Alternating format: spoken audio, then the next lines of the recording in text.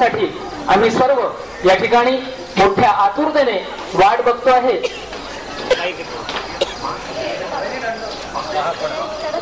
त्यांना मी आमंत्रित करतो आहे. आजच्या कार्यक्रमाचे अध्यक्ष आणि अखिल भारतीय महानुभाव परिषदेचे अध्यक्ष आदरणीय परमपूज्य पट्टाधिष्ठित महंत कवीश्वर कुलाचार्य श्री गोविंदराज बाबा कारंजेकर यांनी आजच्या या कार्यक्रमाच्या निमित्ताने आचार्य कारंजेकर बाबा यांनी आजच्या या कार्यक्रमाच्या अनुषंगाने मार्गदर्शन करावं. आचार्य बाबा.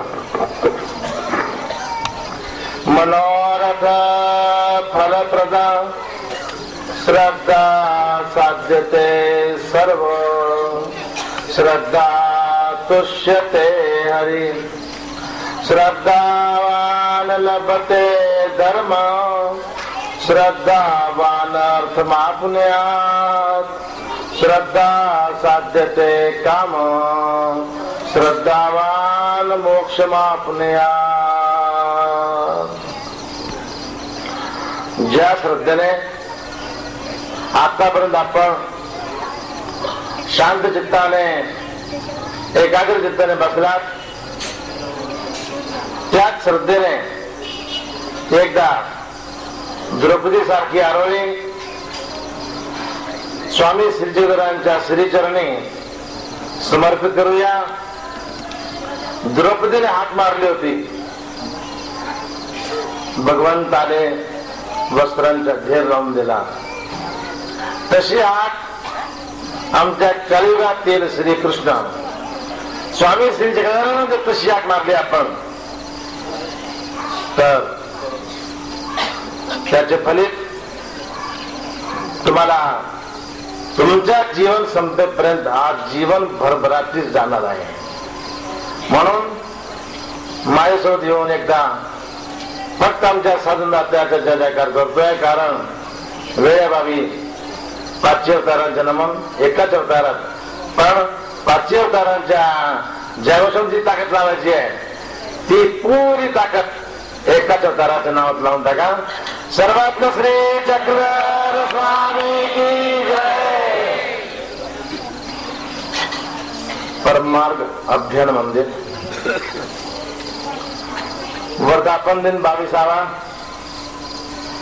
त्या निमित्तानं होत असलेली ही सभा व्यासपीठावर उपस्थित आदरणीय श्रद्धेय अखिल भारतीय महान परिषदेचे महामंत्री आचार्य प्रवर मनसी सागर बाबाजी, ज्यांच्या निमित्तानं मार्गदर्शन लाभते आदरणीय श्रद्धेय मंत्री भाकीकर बाबाजी,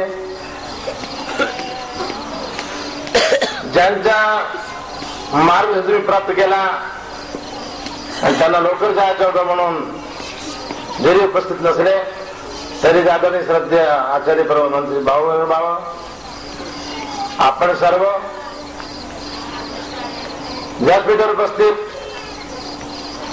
या संस्थेचे अध्यक्ष श्री शेंडे पाटील आणि नागपुरातील एक भक्ती पुरस्कृत व्यक्तिमत्व, पंथासाठी धडपडणारे उत्सव प्रमुख श्रद्धेय संत श्री ठाकरे साहेब, या संस्थेचे संपूर्ण पदाधिकारी आदरणीय श्री खोबरागडे गुरुजी, श्री डोंगरे साहेब, प्राध्यापक श्री किशोरजी शेंडे साहेब आदि आदि सर्व अच्युत गोत्री हो. बंधनो, आज मी आपण सर्वांशी बोलल्याप्रमाणे उशिरा हजर झालो. त्याची कारण कार्यकर्त्यांना माहित आहे. अमरावती आश्रमात आज 5 जीव अनुसरले, 5 जीवांनी दीक्षा घेतली. त्यानिमित्ताने एक मोठा असलेला कार्यक्रम घाई करत करत तिथून मी 2:15 बाहेर पडलो. नागपूरने वेळ लागेल म्हणून मोर्शीरोने आलो आणि उशिरा का होईना पण मी आपल्या नातेवाईकात येऊन पोहोचलो. असं शब्द का वापरला असेल. आपले पण असणं महत्व काय. स्वामींनी सांगितलं एका ठिकाणी, स्वामी वाट पाहतायत या आपलेपणाची. स्वामी वाट पाहतायत या आपलेपणाची. एक सूत्र स्वामी सांगतात, असं केव्हा होईल हो. असं म्हणजे कसं, जे माझ्या वस्तू या जीवाला आपल्याच वागतील असं केव्हा होईल. माझे माणस या जीवाला आपल्याच वागतील असं केव्हा होईल. माझे नामधारक, माझे वासनिक यांना आपल्याच वागतील असं केव्हा होईल. माझे संत यांना आपल्याच वागतील असं केव्हा होईल. माझे स्थान यांना आपल्याच वागतील असं केव्हा होईल. माझे प्रसाद यांना आपल्याच वागतील असं केव्हा होईल. या क्षणाची देव वाट पाहत आहे. म्हणून शब्द वापरलाय, मी माझ्या नातेवाईकात घेऊन पोहोचलो. बंधुनो, या संस्थेशी माझा असलेला अनेक वर्षापासूनचे संबंध, आपण सर्वांचा स्नेह, आपण सर्वांचा प्रेम, त्यामुळे किती कार्यक्रम असले तरी राहत नाही. आणि मागच्या वेळेला 2-3 वेळा मी कबुली दिली आहे की दरवर्षी का होईना सेवेत हजर होत जाईल. त्या कबुलीप्रमाणे ती वचनबद्धता माझ्या लक्षात आहे. ती वचनबद्धता एखाद्या वेळेस काय होतं, संपर्क उशीर झाल्यामुळे किंवा संपर्क पूर्ण न झाल्यामुळे प्रोग्राम किंवा तारीख कळत नाही. तेव्हा माझ्याकडनं माझ्या या नातेवाईकांची भेट होत नाही, तेव्हा मला माझे दुर्भाग्य आठवत.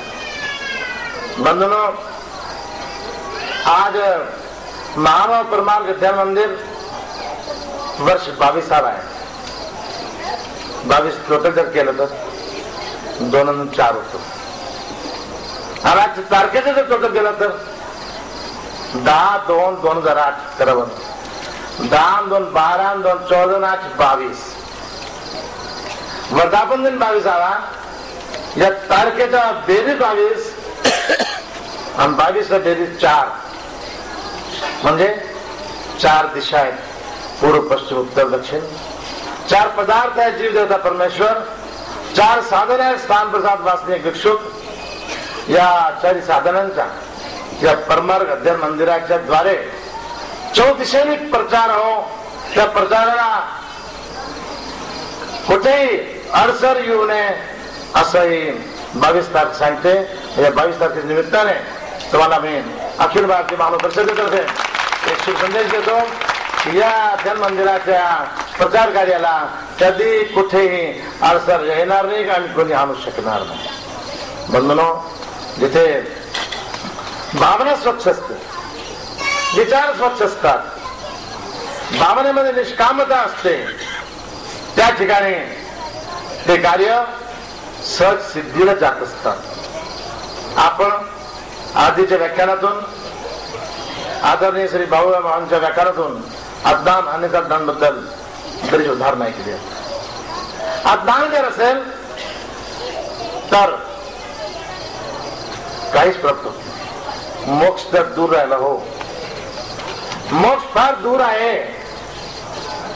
पण साधारण मला आमचा व्यवसाय, बिझनेस, विद्या, शालेय शिक्षण,